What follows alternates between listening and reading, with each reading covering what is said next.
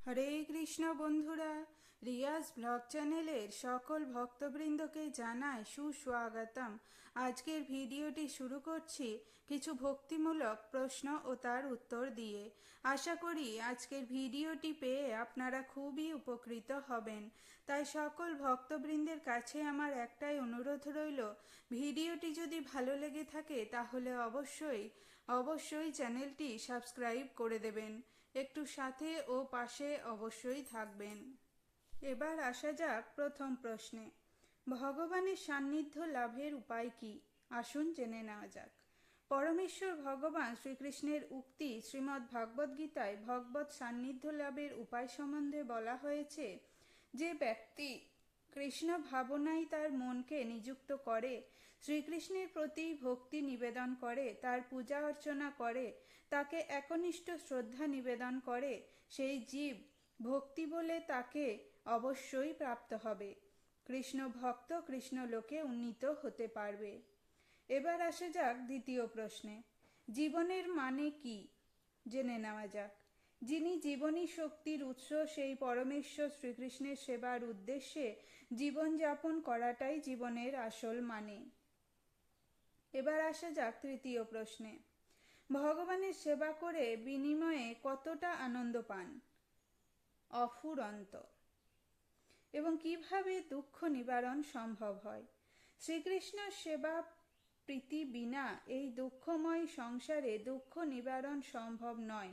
মানুষ যখন শ্রীকৃষ্ণকে বাদ দিয়ে চিন্তা কর্ম আচরণ করে, তখন পরিণামে সেই চিন্তা, সেই কর্ম, সেই আচরণ তার জন্য এই জড়জগতে শোক দুঃখই নিয়ে আসে। কিন্তু সেই চিন্তা, সেই কর্ম কৃষ্ণ সেবার উদ্দেশ্যে নিযুক্ত হলে পরিণামে তার অন্তহীন অনাবিল আনন্দ লাভ হয়। এবার আসা যাক চতুর্থ প্রশ্নে। ভোগে শান্তি না ত্যাগে শান্তি? আসুন জেনে নেওয়া যাক। ভোগে কিংবা ত্যাগে কোনোটাতেই শান্তি নেই। শান্তি পাওয়ার সূত্রটি ভগবান এইভাবে বলেছেন। সব কিছু আয়োজনের ভোক্তা হচ্ছেন কৃষ্ণ, সমস্ত ব্রহ্মাণ্ডের মালিক হচ্ছেন কৃষ্ণ, সমস্ত জীবের বন্ধু হচ্ছেন কৃষ্ণ। এই তিনটি কথা যে বুঝতে পারবে, সেই শান্তি লাভ করতে পারবে। সমস্ত কিছুর মালিক কৃষ্ণ, বলা হচ্ছে না যে বদ্ধ জীব কোনো কিছুর মালিক। অতএব কোনো জীব শ্রীকৃষ্ণের সম্পদ ভোগ করতে চাইলে সে শাস্ত্রমতে দণ্ডনীয় হবে। ভোগকারী কৃষ্ণ, আমরা জীব ভোগ করবার কে? আমাদের সর্বাঙ্গ, আমাদের মস্তিষ্ক, আমাদের জীবনের শক্তি শ্রীকৃষ্ণ দিয়েছেন, আমরা নিজেরা বানাইনি। সমস্ত মাটি, জল, বায়ু, আকাশ, বাতাস যেগুলি আমরা ভোগ করছি, সেগুলি আমাদের তৈরি করার জিনিস নয়। অতএব আমার বলে কিছু থাকলে তবেই না সেই বস্তু ভোগ করা কিংবা ত্যাগ করার প্রশ্ন আসে। প্রকৃতপক্ষে আমার বলে কিছুই নেই। আমাদের পরিচয় হচ্ছে নিত্য কৃষ্ণদাস। কৃষ্ণের সেবায় যুক্ত হয়ে কৃষ্ণের কৃপার উপর নির্ভর করেই আমাদের থাকতে হয়।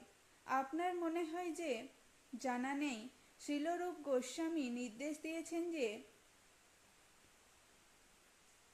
শ্রীকৃষ্ণ সেবায় নিযুক্ত করতে হবে যথার্থভাবে। শ্রীলরূপ গোস্বামী প্রভু আবার বলেছেন, যদি কেউ শ্রীকৃষ্ণের সঙ্গে সম্বন্ধিত বিষয়কে জড়বুদ্ধিতে ত্যাগ করে, তবে সেই ত্যাগী বৈরাগী ফল্গু বা ভণ্ড বলেই পরিচিত হন। প্রকৃতপক্ষে আমাদের গ্রহণ করতে হবে কৃষ্ণ ভক্তির অনুকূল সমস্ত বিষয় এবং ত্যাগ করতে হবে কৃষ্ণ ভক্তির প্রতিকূল বিষয়। সুতরাং অন্যভাবে বলা যায়, শান্তি ভোগে কিংবা ত্যাগে নয়, শান্তি কৃষ্ণ ভক্তিতে, কৃষ্ণ সেবায়। কোনো কিছু ত্যাগ করতে কিংবা আপন সুখের জন্য ভোগ করতে বলা হচ্ছে না। প্রীতিপূর্ণভাবে কৃষ্ণ সেবায় যুক্ত করে বিষয়ের যথার্থ ব্যবহার করতে বলা হয়েছে। এবার আসা যাক পঞ্চম প্রশ্নে। অষ্টযোগ সিদ্ধি কি কি? আসুন জেনে নেওয়া যাক।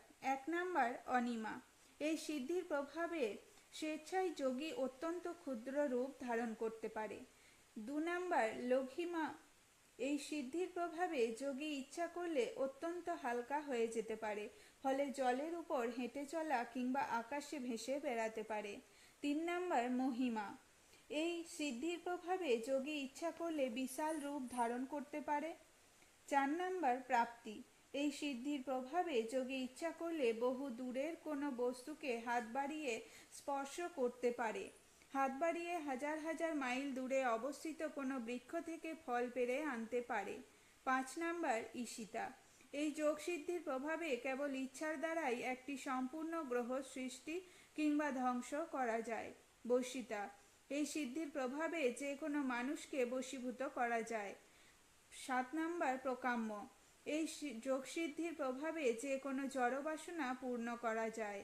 8 নাম্বার কামাবসায়িতা। এই সর্বোচ্চ যোগসিদ্ধির প্রভাবে জড়া প্রকৃতিকে নিয়ন্ত্রণ করা যায়। শ্রী গৌরহরির পার্ষদ শ্রীল রসিকানন্দ দেব যোগসিদ্ধির ভাবনায় প্ররোচিত না হয়ে যুগধর্ম হরিনাম জপ কীর্তনে ব্রতী হতে নির্দেশ দেন। ব্রজের কুসুমাসব সখার অবতার মায়াপুরবাসী শ্রীধর পণ্ডিতকে শ্রী চৈতন্য মহাপ্রভু অষ্টসিদ্ধি দান করতে চাইলে শ্রীধর পণ্ডিত যোগসিদ্ধিগুলিকে অনিত্য ও অনর্থ জ্ঞান করে প্রত্যাখ্যান করেন এবং মহাপ্রভুর নিত্য সেবায় যুক্ত হওয়ার বাসনা পোষণ করেন। তাতে গৌরহরি আরও বেশি প্রসন্ন হয়েছিলেন। অবশ্য দক্ষিণ ভারতের পরম বৈষ্ণব তিরুমঙ্গইর 4 জন যোগসিদ্ধি শিষ্য গুরুদেবের নির্দেশে কেবলমাত্র বিষ্ণু সেবার উদ্দেশ্যেই যোগসিদ্ধির ব্যবহার করেছিলেন।